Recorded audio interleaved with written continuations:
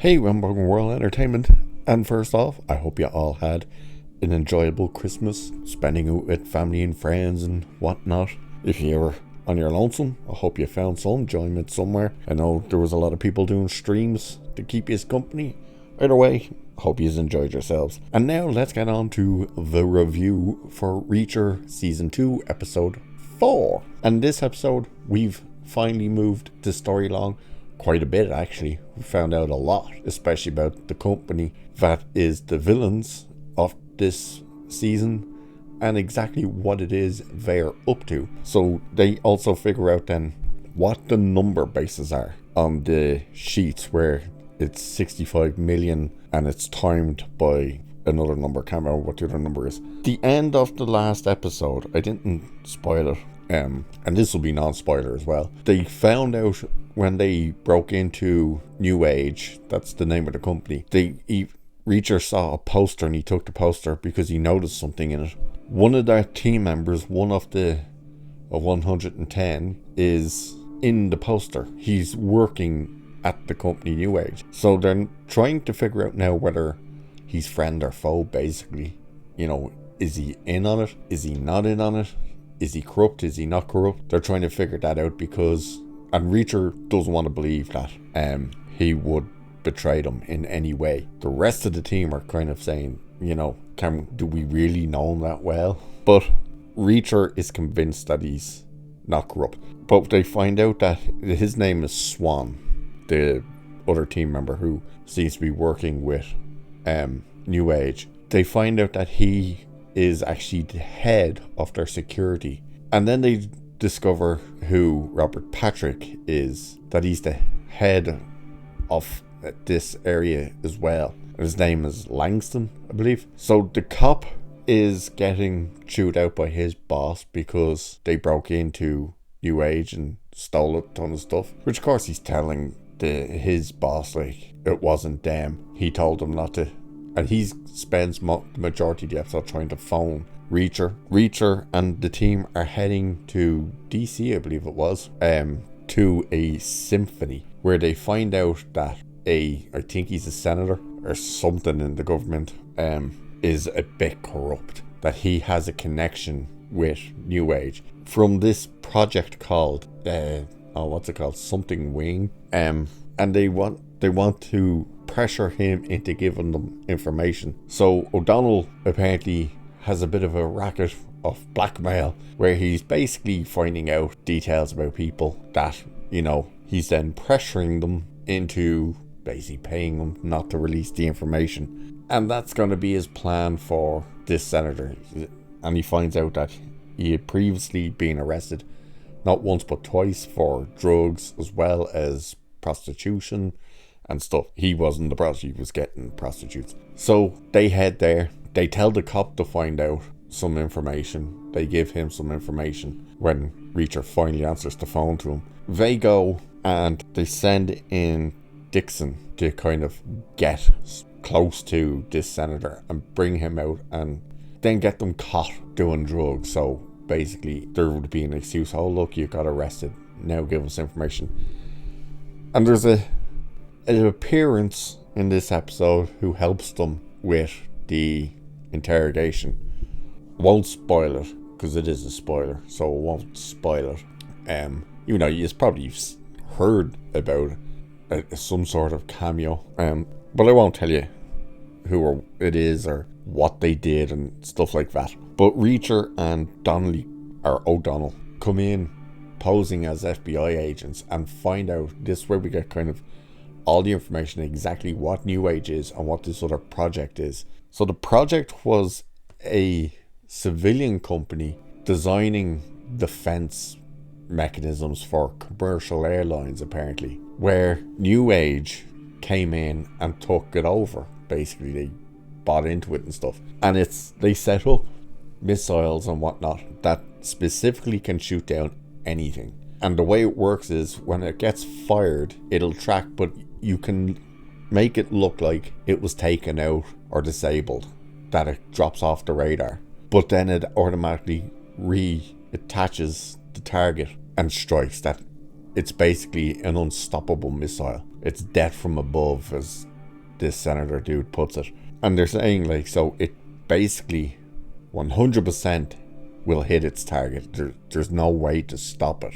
And he tells them then that they have the New Age, I think it was the New Age, has 2 locations. So they didn't just break into the main location. There's 2 locations. One is where they do the testing or something, and the other is where the inventory, I think he said was. And the other location is in Denver, which of course is where we keep going back to when they're talking to Robert Patrick's character.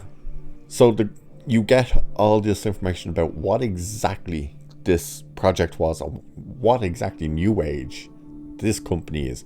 Because I said in the previous reviews that it seemed to be something like engines, that was maybe going to be engines for missiles, and now it turns out they are building missiles. And of course the question comes up of, so this thing could be used on to target like commercial airlines. And he was like, why would that happen? And he doesn't realize that they've passed a bill, a defense bill, to allow this company to use this stuff. They've kind of passed the red tape, if you like. And the other issue with this particular system for these missiles is you can basically put it in anything of any size. So it doesn't have to be massive, it can be small. So we find all of that out. And of course you get a line from Reachers. He's walking out and the guy's like, hey, so like the drug charges, is that being dropped? And Reacher's like, I don't know, I'm not a cop, and walks out. And of course they all got dressed up to go to the symphony, which I'm not sure why Reacher and O'Donnell were dressed up, because they didn't actually go into the symphony. Only Neely and Dixon did. So they're in dresses. Reacher's like blown away by Dixon in a dress, but they're in suits. But they're in a coffee shop across from the symphony, and that's where Reacher works out what these numbers on the sheets are. And it's basically where it says like 11, 13, 5, 11 and stuff. The 13, 11, the numbers, second number on it is how many times something was meant to be tested. The other number is how many times it was actually done. And when he broke all the numbers down, it was meant to be like 2,000 something amount of times. It was only done or achieved 1,000 and something times. And when you break it down even further, the actual number comes to the 65 million. So it's basically they're losing the money because something is happening. We also get a flashback of the team found a bunch of coke. They took coke off the streets and they count 78 packages, and there's only 77 packages in the office. And they're like, well, where did someone swipe it? Are they taking bits off the pile? And they're like, no, the gangs wouldn't do that. And one of the team members goes, well, I definitely saw and counted 78 going into Swan's car. And when they went out to check the car, Swan finds the other package under his chair, and he's like, hey, it must have slipped down there when it... So now you're kind of getting the flashback to say, like, because this is where they were kind of saying you really don't know people, and it's putting in this suggestion of, was he actually taking the drug? Because it's 99% purity, and it's one of those, hey, are they is he taking it for himself or to sell or something? Did it legitimately fall down? And it's adding to the question of, is he working with New Age to take out his team or whatnot? And they also find a message about a Jimi Hendrix song, that out of everything, all of his emails on his computer, or the servers anyway for New Age, he communicates with everyone except one particular message was only between him and one other person, and it was about a Jimi Hendrix song. And they're like, this has to be code, because they knew he doesn't like Jimi Hendrix. He hates that music. So there's interesting things going on there with him. And by the end of the episode, they arrive to a restaurant and all these bikers come around. I don't remember the bikers, what the story is with them. I think they were hired by Langley, whatever he's called. And they all come around and they take their guns, and he's like, well, the head fella goes, take your guns out. give us your guns. And Reacher goes, what makes you think we have guns? And he says, we were informed you'd be packing. And then Reacher goes, no guns, too much sound, they're going to take us out. And then Reacher says to that leader, were you also told this is the night you're going to die? And the 4 team members kick the bejesus and kill most of them. And if they weren't killed, they were badly maimed, basically, because Reacher's just snapping arms and legs. But they just wipe all of them out. Phone rings, Reacher takes it out of the head biker's pocket, and it's Robert Patrick, basically, and he's like, I suppose this is who I'm speaking with and stuff. And Langston, whatever, says, like, you know, maybe we've been approaching all this all wrong.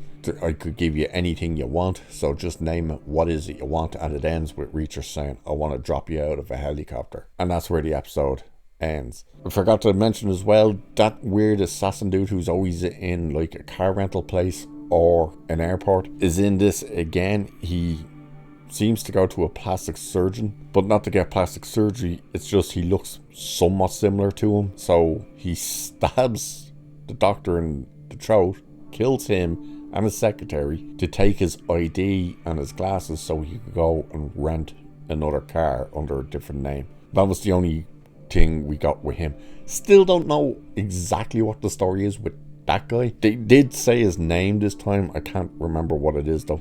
Something like Stanley or something like that. So that's the only stuff with him this episode, and that one moment at the end of the episode with Robert Patrick, that's the only part we get with him as well. But everything else was really kind of giving you the information as to what exactly New Age is up to and what it is they've been getting and cracking what the numbers were. So another good strong episode, onwards and upwards, I suppose. We'll see if it keeps going as strong as it is. I think it's safe to say it will. Yes, you know, it's a show that's landed on its feet the first time around, and that's doing it the second time. Let the good times roll, I suppose. We finally got something we can watch and enjoy. So with that, I will leave it there for this one. So cheers, and I'll catch you in the next one.